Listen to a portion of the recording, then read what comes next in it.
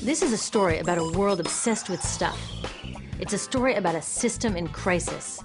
We're trashing the planet, we're trashing each other, and we're not even having fun. The good thing is that when we start to understand the system, we start to see lots of places to step in and turn these problems into solutions.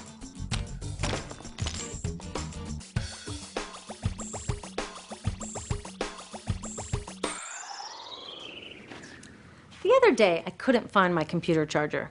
My computer is my lifeline to my work, my friends, my music. So I looked everywhere, even in that drawer where this lives. I know you have one too, a tangle of old chargers, the sad remains of electronics past. How did I end up with so many of these things?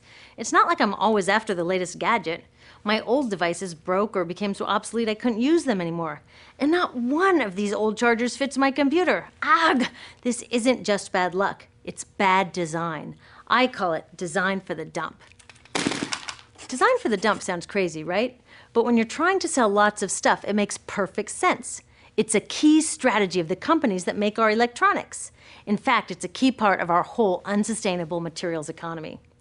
Design for the dump means making stuff to be thrown away quickly. Today's electronics are hard to upgrade, easy to break, and impractical to repair. My DVD player broke and I took it to a shop to get fixed. The repair guy wanted $50 just to look at it. A new one at Target cost $39. In the 1960s, Gordon Moore, the giant brain and semiconductor pioneer, predicted that electronics designers could double processor speed every 18 months. So far, he's been right. This is called Moore's Law. But somehow, the bosses of these genius designers got it all twisted up. They seem to think that Moore's Law means every 18 months we have to throw out our old electronics and buy more. Problem is, the 18 months that we use these things are just a blip in their entire life cycle. And that's where these dump designers aren't just causing a pain in our wallets, they're causing a global toxic emergency. You see, electronics start where most stuff starts, in mines and factories. Many of our gadgets are made from 1,000 different materials, shipped from around the world to assembly plants. There, workers turn them into products using loads of toxic chemicals like PVC, mercury, solvents, and flame retardants. Today, this usually happens in far-off places that are hard to monitor, but it used to happen near my home in Silicon Valley, which, thanks to the electronics industry, is one of the most poisoned communities in the US. IBM's own data revealed that its workers making computer chips had 40% more miscarriages and were significantly more likely to die from blood, brain, and kidney cancer. The same thing is starting to happen all around the world. It turns out the high-tech industry isn't as clean as its image. So, after its toxic trip around the globe, it lands in my hands. I love it for a year or so, and then it starts drifting further from its place of honor on my desk or in my pocket. Maybe it spends a little time in my garage before being tossed out.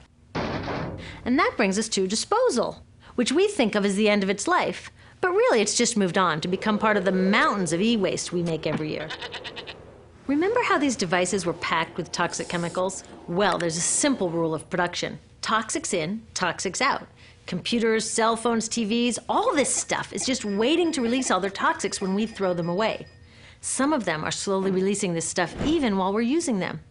You know those fat old TVs that people are chucking for high-def flat screens? They each have about 5 pounds of lead in them. Lead, as in lead poisoning. So, almost all of this e-waste either goes from my garage to a landfill, or it gets shipped overseas to the garage workshop of some guy in Guiyu, China, whose job it is to recycle it.